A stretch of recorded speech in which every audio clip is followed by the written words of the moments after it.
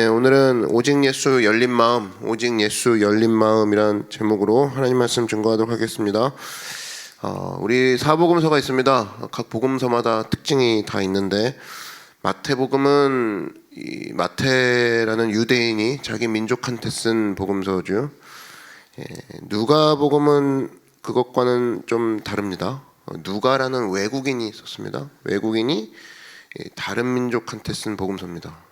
그러니까 유대인이 유대인에게 쓴 것과 또 외국인이 다른 민족한테 쓴 복음서 좀 여실히 확실히 다르죠.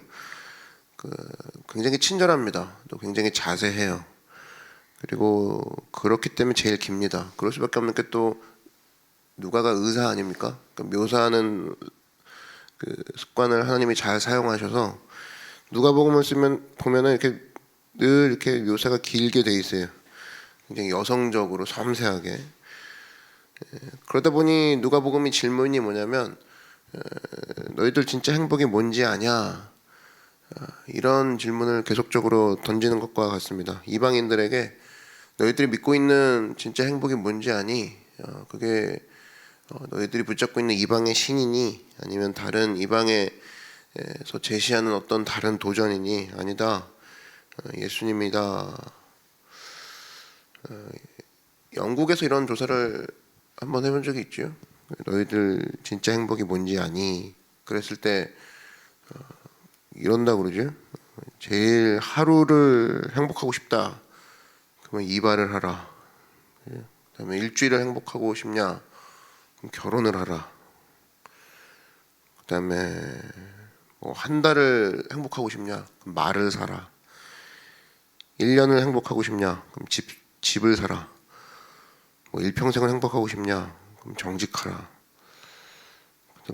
마지막은 확 와닿지 않죠. 일평생 행복하고 싶으면 정직? 뭐 정직은 아니라고 봅니다. 뭐 여러 가지 뭐 좀 가치 있는 걸 대답하기 위해서 그렇게 얘기한 것 같은데 성경이 말하는 가장 큰 행복, 진짜 행복한 때는 언제냐? 다른 사람을 살릴 때라는 거예요. 여러분 혼자 맛있는 거 막 먹어봤습니까? 그렇게 막 행복하지 않아요. 근데 진짜 행복한 건 언제냐? 남을 먹일 때. 그때 좀 행복하죠. 그래서 나 혼자 맛있는 거 먹는 것보다 남이 먹고 행복해하는 거. 예를 들면 남편이면 이 아내가 먹는 모습을 보면서 행복을 느끼고, 목사 같은 경우는 교인이 먹는 모습을 보면서 행복을 느끼고, 또 서로 그 먹이는 걸 볼 때 그때 행복감을 느끼는 게 상당히 크다라는 겁니다. 그래서 질문 자체가 좀 다르죠. 세상은 내가 어떻게 하면 행복해질까? 더 큰 행복이 뭘까를 나 안에서 찾지만 성경은 남이 먹고 남이 생명을 얻는 거 여기서 큰 행복을 느낀다라는 거예요. 누가복음이 그런 접근을 하는 겁니다. 우리만 예수 믿고 행복한 게 아니라 다른 민족, 이방인들이 이 생명의 떡이신 예수님을 먹었으면 좋겠다. 그걸 얘기하는 거거든요. 그래서 창세기 12장 2절에 이 복을 누리라 하지 않고 우리가 복의 근원이라고 했습니다. 내가 너로 큰 민족을 이루고 내게 복을 주어 내 이름을 창대하게 하리니 너는 복이 될지라. 우리가 이미 복이라는 거예요. 내가 막 복을 받아야 되고 복을 막 쟁취해야 되고 복을 떠나지 않게 붙잡고 있어야 되는 그런 우리가 그런 존재가 아니라 이미 내가 복이기 때문에 나 때문에 주변이 복이 되기 원하는 거. 그게 누가복음의 시각이고 성경 전체에 흐르는 맥이라는 겁니다. 왜 유대주의, 왜 바리새인주의가 예수님의 마음을 아프게 했느냐? 복의 근원이 되라고 그랬잖아요. 너가 가는 곳마다 복의 근원이라고 했어요. 근데 이 담을 다 친 다음에 우리만 복 받았어. 가자. 아싸. 막 이렇게 버티고 있으니 이방인은 망해라. 우리만 계속 복 받자. 그러니까 예수님이 그거 보고 안타까워하신 거죠. 그래서 누가복음을 보게 되면 담을 뛰어넘는 행복이 있습니다. 담을 뛰어넘는 행복. 그러니까 나중에 세리와 죄인까지도 뛰어넘는 복음이 나오죠. 그래서 내가 복이기 때문에 그런 시도가 가능한 거죠. 그래서 내가 복의 근원이다. 이 의식이 없으면 예수 잘못 믿고 있는 겁니다. 언젠간 뭐 이 복을 바꿔야 말 거야. 뭐 이런 거라든지 이 복을 떠나지 않게 할 거야. 이런 걸로만 있다.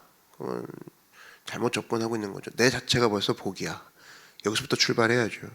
누가복음은 그래서 담을 뛰어넘는 복음서라는 거예요. 왜? 내가 복이기 때문에 담밖에는 행복이 없어 이게 아니라 복인 내가 담을 넘어가서 그곳에서 행복을 모르는 사람들에게 그대로 내가 행복을 전해줄 거야. 그거거든요. 누가복음은 담을 뛰어넘는 장면이 굉장히 많이 나옵니다. 그렇게 해서 해야 될 일이 뭐냐?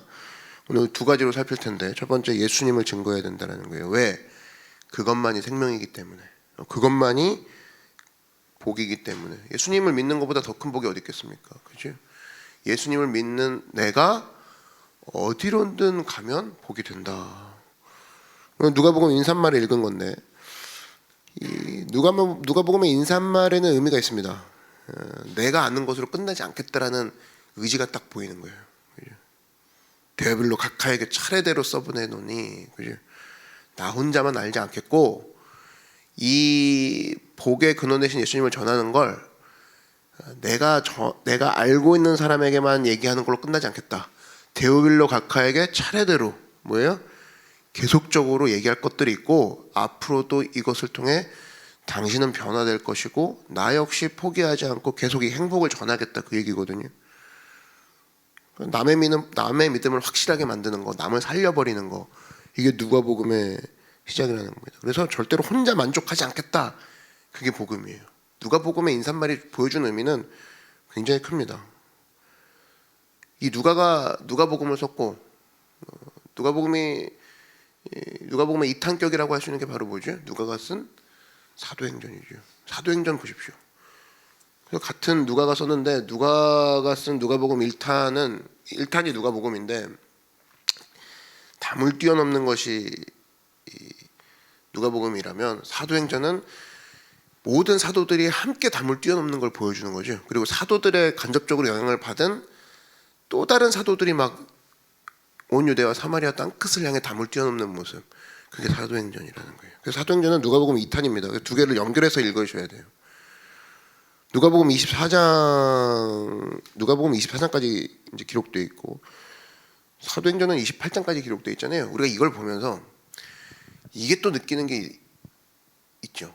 주는 인사이트가 뭐냐면 당신은 종이가 귀했어요.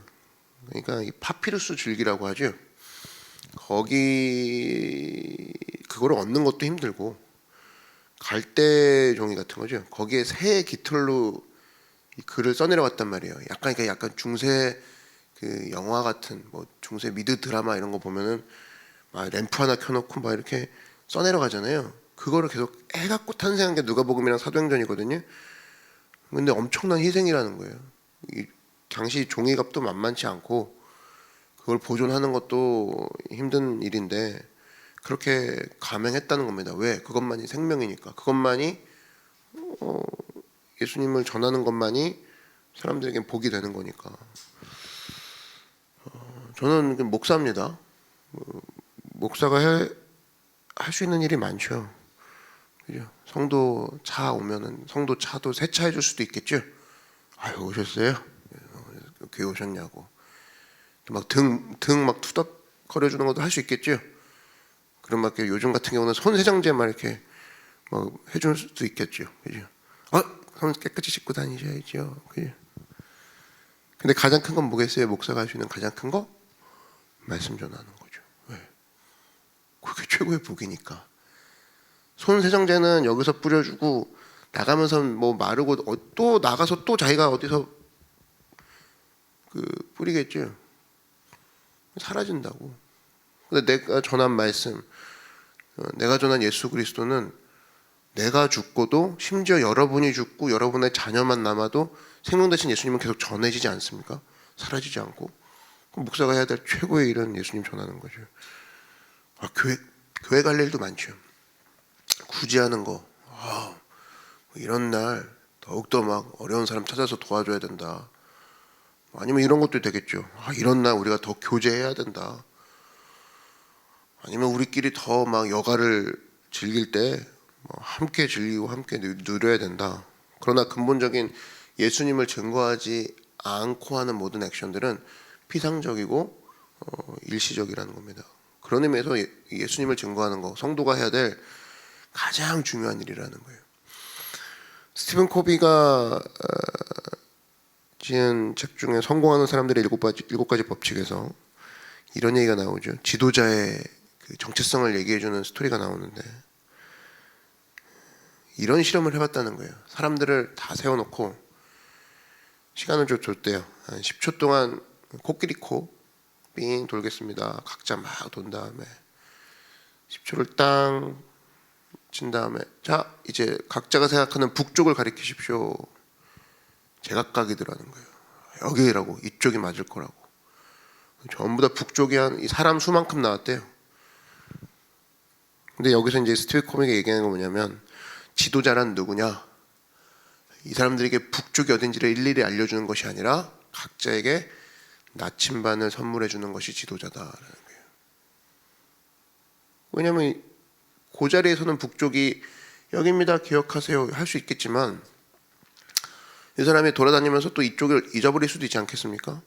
그럴 때도 또 찾아가서 북쪽은 이쪽입니다 얘기할 게 아니라, 왜냐하면 그렇게 잃어버릴 사람들이 계속 발생한다면 찾아가는 게 제한이 있겠죠.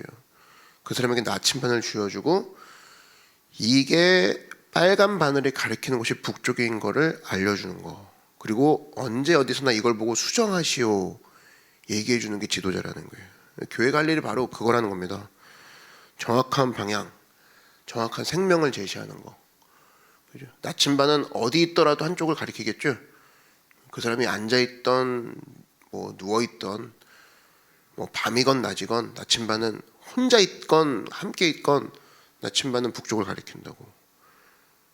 사람마다 다 자기 뜻이 있습니다. 자기 소신이 있어요. 각자의 북쪽이 있어요. 그럴 때 그거를 쭉 수집해서 모아놓는 게 교회가 아니라는 거예요. 다 모여 있을 때 각자 주장하는 것들이 있죠. 그러나 성경이 가리키는 북쪽은 여기입니다 라고 나침반을 딱 제시하는 거, 그게 교회가 할 일이라는 거예요. 그래서 사도 바울이 뭐라고 했냐, 갈라디아서 6장 14절에 그러나 내게는 북쪽이 나옵니다. 나침반이 나오는 거예요. 우리 주 예수 그리스도의 십자가 외에 결코 자랑할 것이 없으니 그리스도로 말미암아 세상이 나를 대하여 십자가에 못 박히고 내가 또한 세상을 대하여 그러하니라. 예수님을 봐도 십자가 자랑할 것밖에 없고 세상을 봐도 십자가 자랑할 것밖에 없다. 십자가만이 우리의 나침반이다 얘기하고 있는 거죠. 언제나 예수님을 증거함으로 말미암아 우리 삶의 나침반을 정확히 가지고 삶의 모든 방향에서 주님의 십자가로 수정을 하는, 그래서 그 예수님을 증거하는 믿음의 성도가 되길 주의 이름으로 축원합니다. 두 번째, 담을 뛰어넘는 복이 되기 위해서는 바로 뭐냐, 열린 마음으로 대하라는 거예요. 십자가라는 나침반이 정확히 세워졌으면 인생의 나침반에서 내 바늘이 십자가의 모양으로 정확히 예수님을 가리켰다라면 그 다음부터 필요한 게 뭐냐, 열린 마음으로 사람들을 품어야 된다는 거예요. 복음 위에 관계가 서어지는 것이 중요하다는 겁니다. 복음 위의 관계.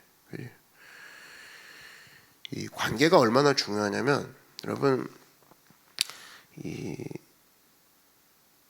관계가 틀어지잖아요. 그러면 옳은 주장을 해도 안 듣습니다. 이건 많이 경험해 보셨을 거예요. 사람들이 그리고 또 정보 때문에 싸우지 않죠. 틀린 말이나 옳은 말 때문에 격앙되는 것이 아니라 마지막에 항상 어떻게 끝나요? 싸움의 끝은 뭐 옳고 그름으로 싸우지 않고 마지막에 어떻게 끝나요? 너 몇 살이야? 이걸로 가죠. 관계로 가죠. 너 몇 살이야? 뭐 야 임마 말 놔? 막 이렇게 돼서 결국에 싸운 내용은 다 사라지고 네가 왜 먼저 말을 놔? 그다음에 넌 몇 살인데? 이거 갖고 싸웁니다. 관계가 주는 중요함을 보여주는 거죠. 누가복음은 한마디로 품는 책입니다. 누가복음은 넘는 책, 담을 넘는 책이라고 했죠. 담을 넘기도 하지만 누가복음은 품는 책이기도 해요. 넘고 품어버리는 책입니다. 그래서 오늘 이 설교 주제처럼 오직 예수를 얘기하기도 하고 동시에 열린 마음을 얘기하기도 하는 거, 그게 누가복음이에요. 게다가 이 12제자도 아닙니다. 의사인 누가는 직업이 의사인데다가 뭐 제자도 아니에요. 한마디로 다 갖춘 거죠. 이방인을 향해 나갈 수 있는 의사, 벌써 기준이 낮아요. 제자도 아니죠. 그럼 공로도 없어요. 그러다 보니까 열린 관계로 나가는 거예요. 그러니까 사람들이 전부 다 예수님만 바라보게 만드는 거. 누가복음이 해주는 기능이라는 겁니다. 그래서 누가복음을 보면 전부 다 이런 시각으로 보면은 누가복음에만 나오는 이야기들이 있어요. 선한 사마리아인 비유, 그지? 부자와 거지 나사로 비유, 탕자 비유, 그지? 밤중에 찾아온 친구 비유, 과부와 재판관 비유. 공통점이 뭐예요? 전부 다 누가복음에만 나오는 비유예요. 망가진 관계. 망가진 관계가 나오는 거는 거기에 대해서 다루는 건 누가복음 요 비유, 특별히 탕자 이야기 굉장히 많이 나오죠. 아버지와 아들이 망가진 상황. 여기서 집중 조명하고 있는 게 누가복음의 특징이에요. 뭘 보여주느냐? 복음 위에 관계가 진짜 중요하다는 거예요. 복음 위에 올바로 서진 사람이 믿음 가운데 많은 사람을 품어내릴 수가 있습니다. 교회 안에서도 보면 복음 위에 있는 사람이 다른 사람들을 품어버리는 거지, 뭐 원래 성격이 좋은 사람이 다른 사람 품고 한계가 있어요. 한계가 있다고. 그렇게 될 거면 뭐 성격 좋은 사람만 봉사시키게요? 아닙니다. 믿음이 제대로 섰기 때문에 악한 사람과도 교제가 가능하고 약한 사람하고도 함께 교제가 가능하게 만드는 거. 믿음, 바로 선 믿음의 사람이 그것을 가능하게 하는 거죠. 그래서 예수님도 하도 주변에서 뭐라고 하니까 누가복음 5장 32절에 보니까 얘기하는 거죠. 내가 의인을 부르러 온 것이 아니요 죄인을 불러 회개시키러 왔노라. 너희들은 뭐 이상한 거 가지고 따지니? 그죠? 믿음 위에 제대로 서서 많은 죄인들과 세리들을 만나고 다니는 나를, 그 관계 가운데 회복시키러 들어가는 나를 왜 이상하게 보니? 복음 안에서 관계 맺으니까 어떤 일이 벌어지느냐? 누가복음 인사말이 오늘 보여주는 게 그겁니다. 당신은 철저한 계급사회였거든요. 이 데어빌로 가카, 이 가카가 헬라어로 크라티스토스예요. 가장 고귀한 사람이란 뜻이에요. 그러니까 범접할 수 없는 넘사벽의 사람. 근데 오늘 인사말이 뭡니까? 누가복음 1장 3절에 데어빌로 가카에게 이렇게 돼 있죠. 근데 나중에 누가복음 2탄인 사도행전에서는 1장 1절에서는 뭐라고 시작합니까? 데오빌로 가카여가 아니라 데오빌러여 되죠. 세상의 수직 관계를 뛰어넘어 버립니다. 나중엔 친구 먹어요. 이 황제랑 이 가카랑.